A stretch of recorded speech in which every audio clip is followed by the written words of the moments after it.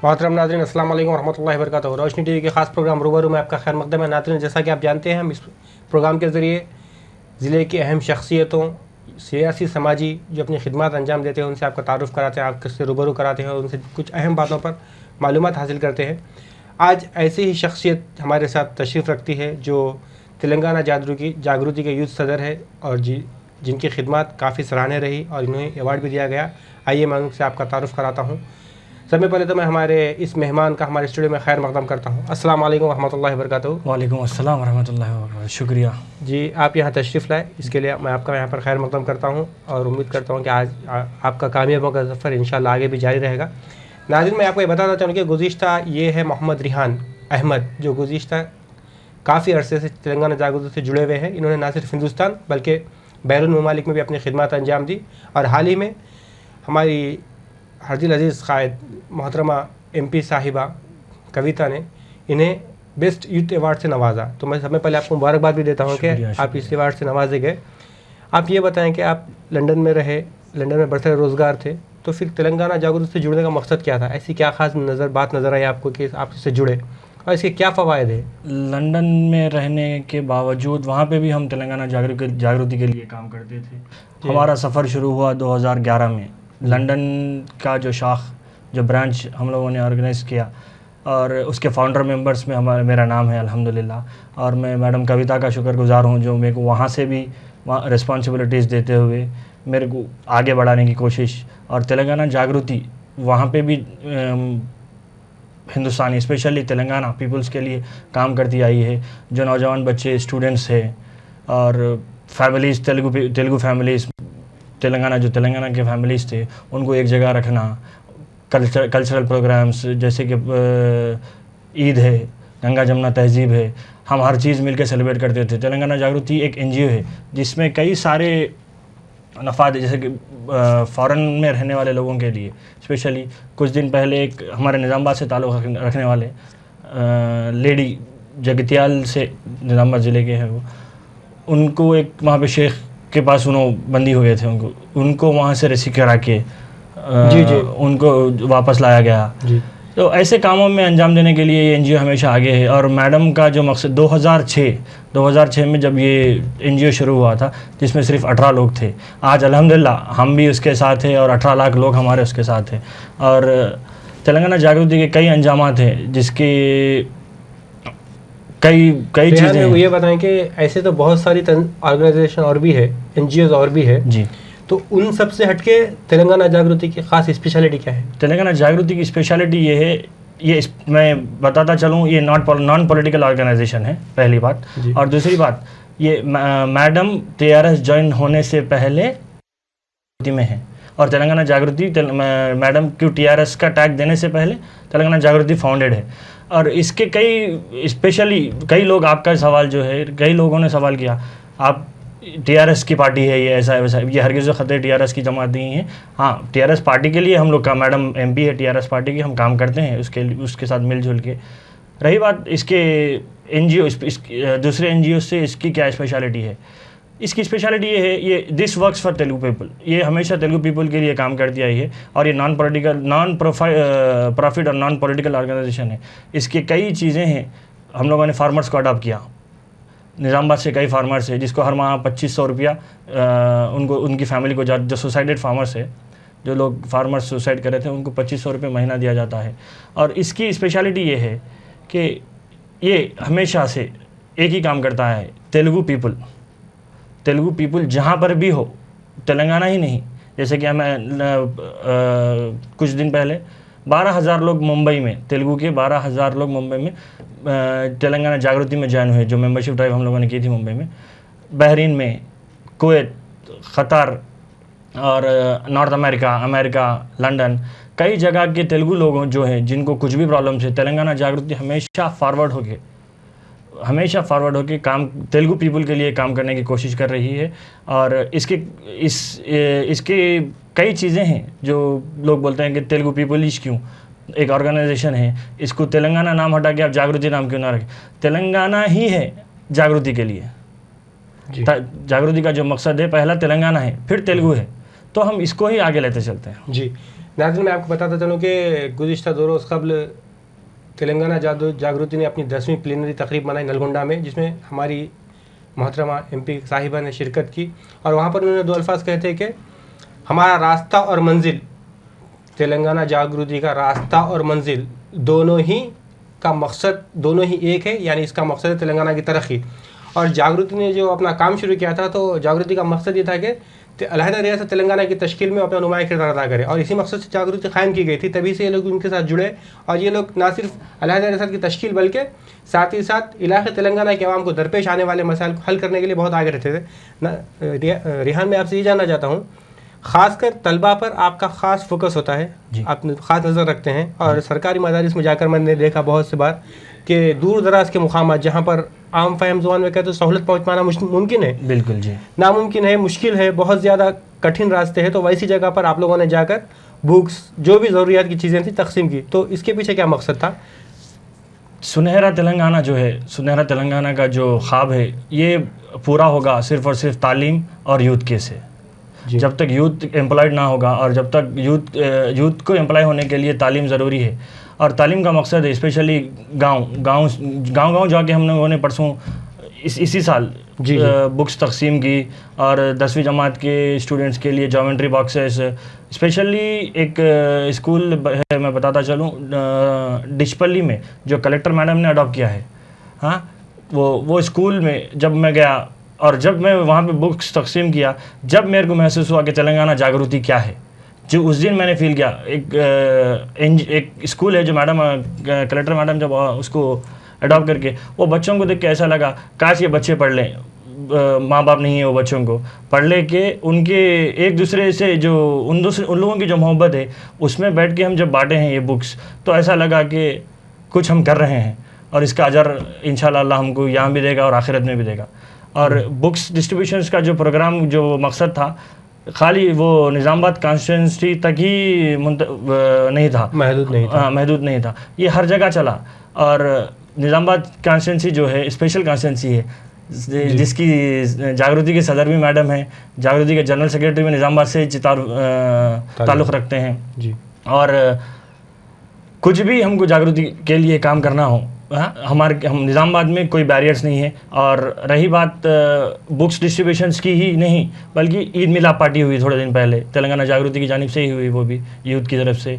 और गणेश निमज्जनम जो हुआ था, उसमें भी तेलंगाना जागृति के वॉलंटियर्स काम करे हैं, और बुक्स, उसमें पानी वगैरह की तकसीमात। आपकी जो खिदमत है बिला लिहाज मजहब है, यानी कोई मजहब से कोई मजहब नहीं, आपका मतलब बस तेलंगाना की तरक्की और तेलंगाना आवाम की सहूलत है, बस। तो रिहान, आप ये बताएं कि आप जब लंदन में काम करें, तो लंदन में काम करने का और हिंदुस्तान में काम करने में कितना फ़र्क है, और क्या क्या वहाँ पर क्या सहूलतें थी, यहाँ कोई मुश्किलें हैं, या यहाँ सहूलतें वहाँ मुश्किलें थी? वहाँ पे भी काम करते थे सिर्फ यहाँ की आवाम के लिए, यहाँ की खिदमत के लिए, डोनेशंस करे, कलेक्शंस करे, फंड, कुछ सुनामी आ गई, कुछ प्रॉब्लम हुआ, ईद है, ईद के मौके पर गरीब गुरबाओं में कुछ तकसीम करवाना है, वो वहाँ से कलेक्ट करके हम लोग यहाँ पे डिस्ट्रीब्यूट करते थे। आज यहाँ पे आके मौजूद रह के साथ में काम करने का मज़ा ही कुछ और है। और स्पेशली मैडम कविता की हिदायत और हमेशा सपोर्ट जो है, उसका मैं हमेशा शुक्रगुजार हूँ। बस एक कॉल अवे है हमारे को, कोई भी चीज़ अगर प्रॉब्लम हो रही है, जागृति की स्पेशली कुछ काम करना है हमारे को, तो हम एक कॉल अवे, और वो काम हमारा अल्हम्दुलिल्लाह हो जाता है जी। तो आप ये बताएं कि आपके एक भाई जो यहाँ पर बरसर इख्तिदार जमात TRS में बरसर इख्तिदार है, और उसके यहाँ के टाउन प्रेसिडेंट भी है माइनॉरिटी सेल के, इमरान शहजाद साहब, तो उनका पॉलिटिक्स में रहने से आपको कितना बेनिफिट मिला? अल्हम्दुलिल्लाह ऐसा कुछ नहीं है, भाई है मेरे अल्हम्दुलिल्लाह। और रही बात, वो सियासी जमात से हैं, और 2001 से मैं मैडम के साथ हूँ, 2001 से मैं मैडम के साथ हूँ, मैडम के साथ 2001 से काम कर रहे हैं हम लोग। और इसका बेनिफिट तो है कि कई लोग कई सवाल करते हैं कि आपके भाई है, आपको क्या है, ऐसा सपोर्ट है वैसा। उनका रास्ता TRS है, उनका मकसद पब्लिक की पॉलिटिकली सॉल्यूशंस निकालना है, और हमारा काम NGO है। हम NGO में जो भी तरीके से हम मेहनत कर सकते हैं, और सियासी फ़ायदा हमेशा से हम लिए हैं उनसे, जैसे भी फ़ायदा हो। और इसका मतलब, इसका मकसद ये नहीं कि स्पेशली दोनों भाई मिलके का, ऐसा नहीं है। उनका काम वो देखते हैं, मेरा काम मैं देखता हूँ। ये आपका रास्ता अलग, उनका रास्ता अलग। जी जी जी मकसद दोनों का एक ही, आवाम की खिदमत है। आवाम की खिदमत है। तो कौन ज़्यादा कर पाते हैं, आप या वो? ऐसा नहीं है कौन करते हैं, कर तो आवाम के लिए रहे हैं बस। जी, तो ज़्यादा कौन करते हैं मेरा? जो भी करो बस करना आवाम के लिए ही है। जी जी। रियान, ये बताएं कि जब आपको कविता मैडम साहिबा ने स्टेज पर बुलाया नलगोंडा में, जी जी, और आपको बेस्ट यूथ लीडर के तौर पे, यूथ सदर के तौर पे अवार्ड से नवाजा, तो उस वक्त आपकी फीलिंग क्या थी, आपको कैसा महसूस हुआ?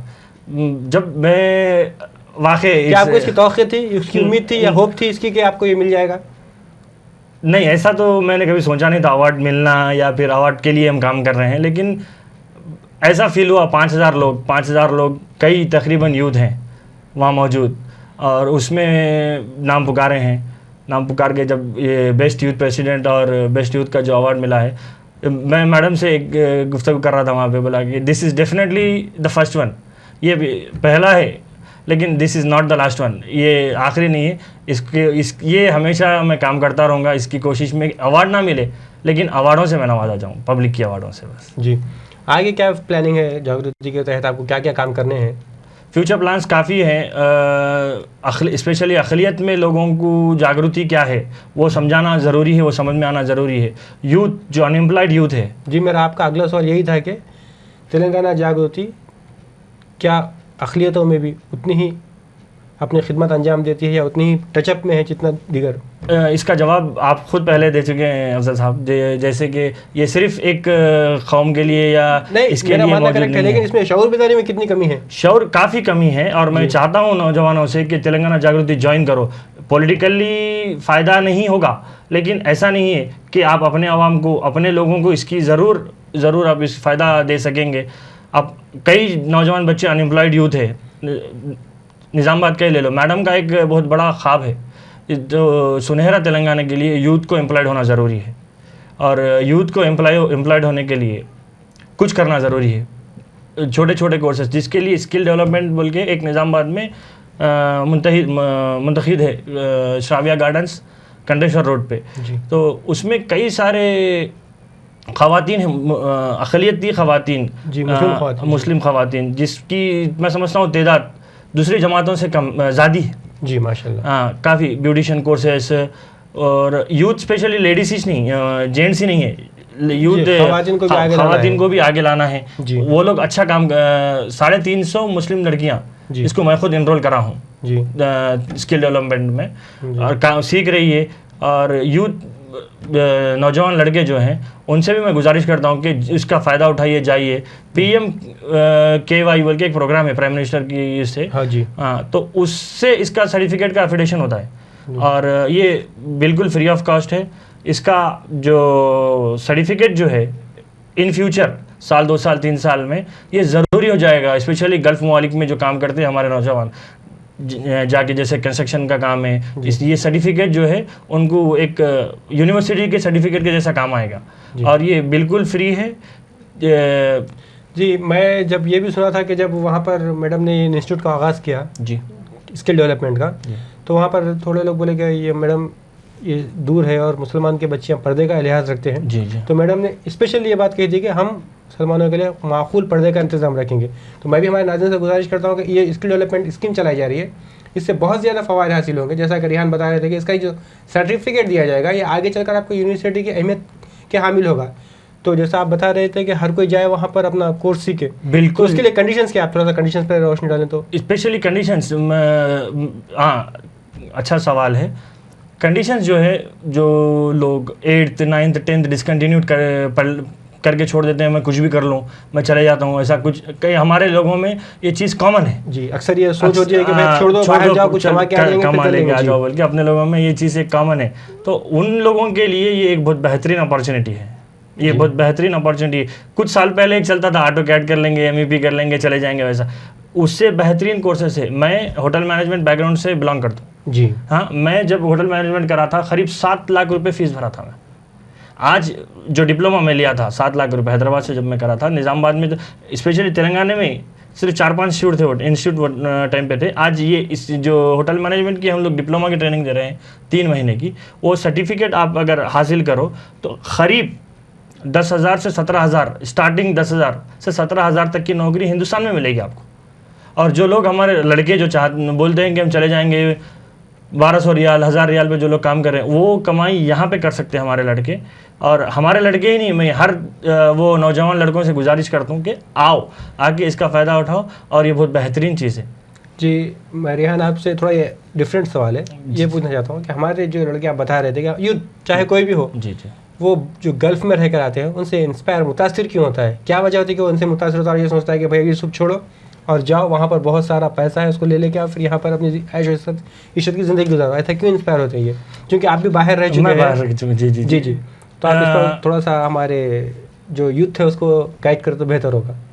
ये एक बहुत बहुत गलत सोच है हमारे नौजवानों की कि चलो जाएंगे वहाँ पे झाड़े पैसे तोड़ के आएंगे। ऐसा हरगिज़ व ख़तई नहीं है। वहाँ पे भी पैसे कमाने के लिए सोने के लोहे के चने चबाना ज़रूरी हो जाता है, पर ज़रूरी है। और अगर सही हो, आप अच्छा कुछ पढ़ लिखो, वहाँ से अच्छी अपॉर्चुनिटीज़ यहाँ पे है। मैं बाहर रह के आया हूँ, मैं वहाँ की ज़िंदगी जानता हूँ। हमारा मुल्क ही से भारत माता हमेशा भारत ही होता है जी, जो वापस तो आना ही है, आज नहीं तो कल। तो उसको हम बेस यहाँ से अच्छा करें, अपना एजुकेशन, अपना क्वालिफिकेशन, कई सारे नौकरी यहाँ पे हैं। आज रिजर्वेशन की भी जो बात है इंशाल्लाह वो भी मुकम्मल हो जाएगी बहुत जल्द।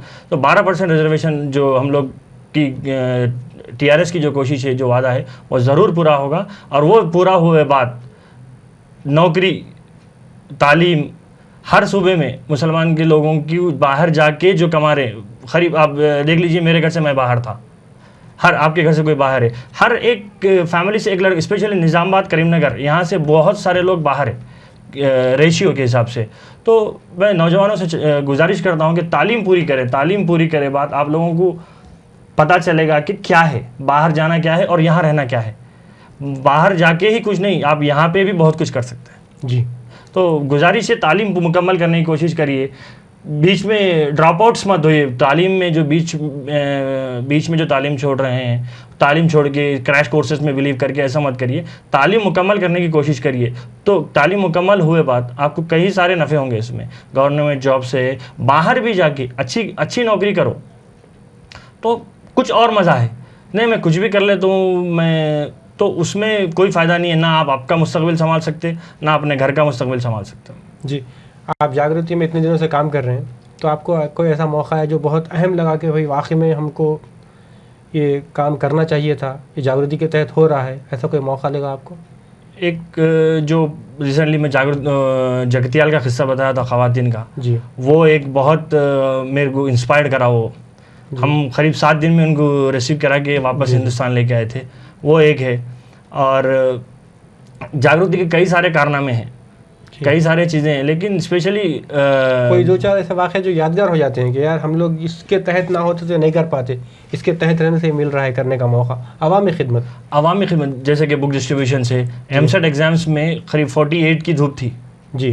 तो एक साहब फ़ोन करे मेरे को गवर्नमेंट स्कूल से ही कि कुछ करिए। तो मैं जब भी करीब हम लोग पानी का इंतज़ाम करें खिला कॉलेज के पास, तो ऐसा लगा लोग लाइन लगा के पानी पी रहे हैं, जैसे कोई शरबत बट रहा है फ्री में या कोई अहम चीज़ बट रही है। वो बहुत अच्छा लगा। पानी का सवाब तो आप जानते हैं क्या सवाब है पानी का। ये मौका मिला। और रमज़ान में हम लोग कुछ गरीब फैमिलीज़ के पास गए थे, और ये काम हम बाहर एक्सपोज भी नहीं करे, बस ये सवाब का काम था, सवाब के लिए करें आपका सवाल। तो एक फैमिली थी साहब, ऐसा लगा मेरे को कि अगर हम नहीं आते तो इनका क्या होता। मैं जब जाके उनकी कुछ खिदमत करने की कोशिश करा था तो ऐसा लगा। तो यही शेयर मैं मैडम से करा, तो मैडम बोले कि ऐसे लोग बहुत हैं, उनकी खिदमत करने की कोशिश घर घर तक जाके करो, ये जागृति का मकसद है। जी, मैं ये आपसे ये भी पूछने वाला ही था कि आप बता दिए कि जब आप एक काम के लिए जाते हैं, अवामी खिदमत के लिए जाते हैं, तलबा को मदद पहुँचाने के लिए जाते हैं या गरीब फैमिलीज़ को हेल्प करने के लिए जाते हैं, तो हमारी जो ज़िला MP है मोहतरमा कविता साहिबा, उनका कितना ताउन मिलता है आपको? ये सब जागृति का मकसद, जागृति का मतलब मैडम है, मैडम की ही जमात है। जी बेशक मैडम की जमात है, आपको कितना सपोर्ट मिलता है? सब 100%, बस 100%। मैं पहले बोला कि हम एक कॉल अवे हैं मैडम से, बस हमको कुछ भी जागृति में मैडम का हमेशा से एक ही इंस्पिरेशन रहा कि जागृति में कोई सरहद नहीं है, आप कहीं भी काम करो, जागृति है। जागृति का जो है, अरे आप निज़ामाबाद के सदर खाली निज़ामाबाद में काम करना नहीं, आप कहीं पर भी, there is no barriers for Jagriti, आप कहीं पर भी काम कर सकते, कुछ भी काम कर सकते हैं जागृति के लिए। जी। जहाँ जितना आप दूर जाके काम करो, यहीं पर भी नहीं, एक एनजीओ है, हम दूसरे स्टेट में भी जाके काम कर रहे हैं, जैसे कि मुंबई है, बहरीन, कुवैत, कतर, लंदन, हम कई जगह ऐसे। जब लंदन में भी एक लड़का था, उसको कैंसर हो गया था, दोस्त है मेरा जी, तो उसकी भी जागृति काफ़ी मदद करी उसके इलाज में भी, लंदन में भी। फिर हिंदुस्तान आया बाद उसकी फैमिली के लिए भी हम लोगों ने बहुत कुछ किया। और एक दोस्त है मेरा बोधन का, जागृति का एक बहुत एक्टिव मेंबर है, उसके वालिदैन को कुछ दिन पहले एक प्रॉब्लम हुआ था। बस मैं मैडम को बोला कि बच्चा, उसके वालिद नहीं है, उनको मैंने कहा मैडम ऐसा, उनका कुछ एक प्रॉब्लम था, तो करीब 2-2.5 लाख रुपए की ट्रीटमेंट की वो थी। मैडम ने 1 ही मिनट में वो काम कर दिया हमारा। अभी केयर बंजारा में उनका इलाज चल रहा है और अल्हम्दुलिल्लाह वो उनको सेहत भी मिल रही है। जी।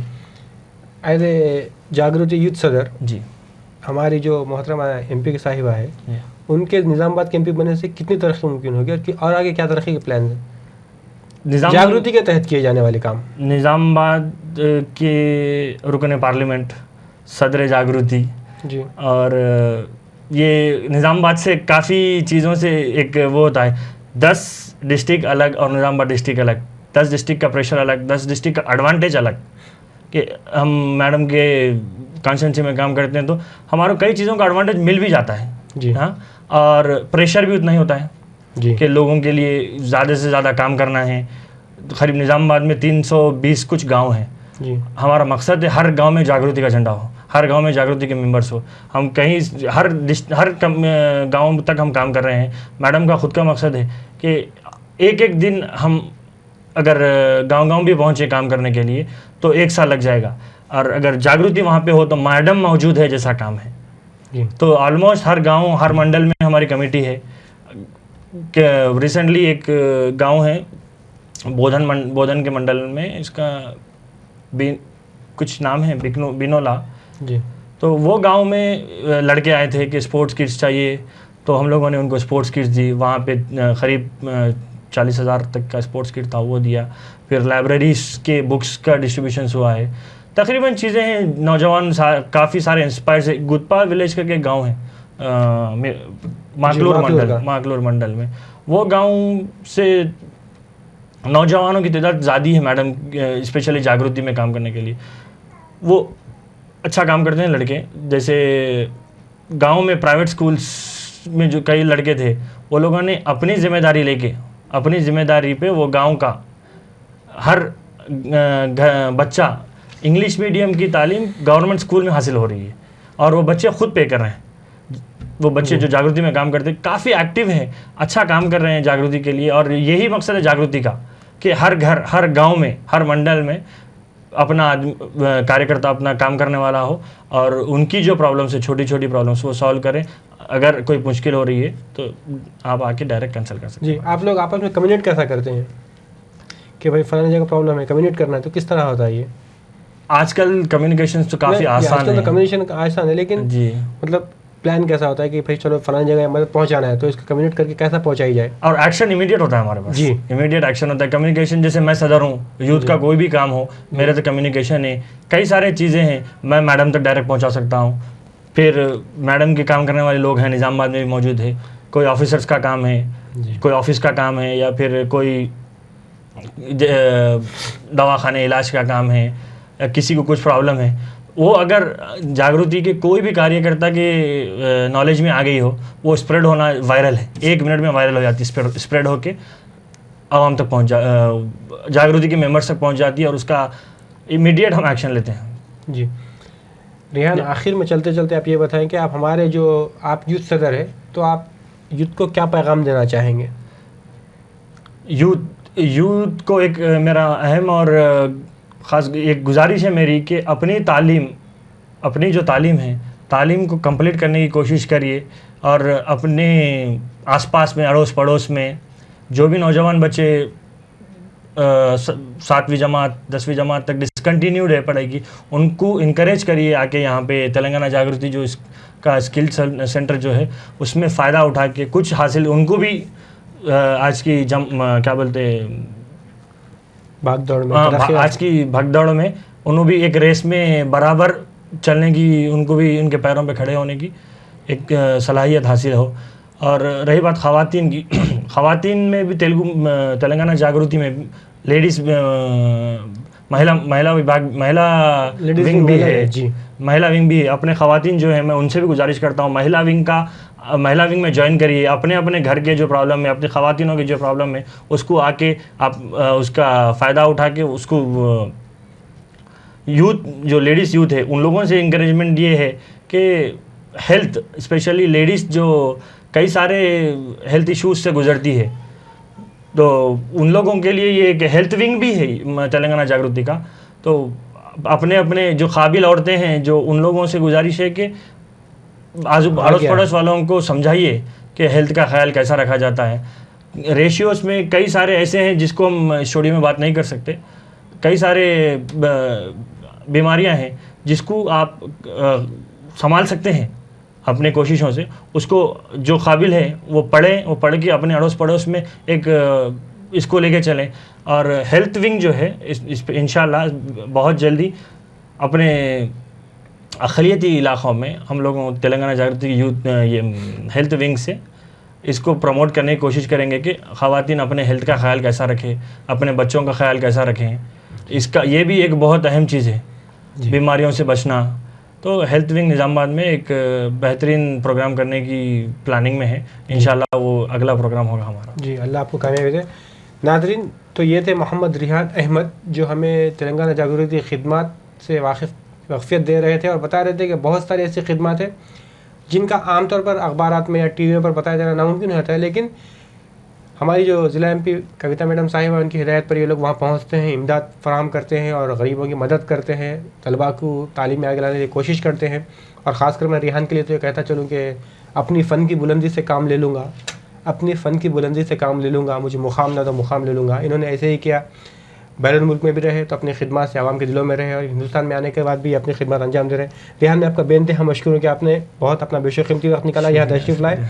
और फिर मैं आपको एक बार मुबारकबाद देता हूँ कि अल्लाह आपको कामयाबी का सिलसिला जारी रखा और ये अवार्ड जो आपको मिला, ऐसे कई अवार्ड आपको फिर से हो।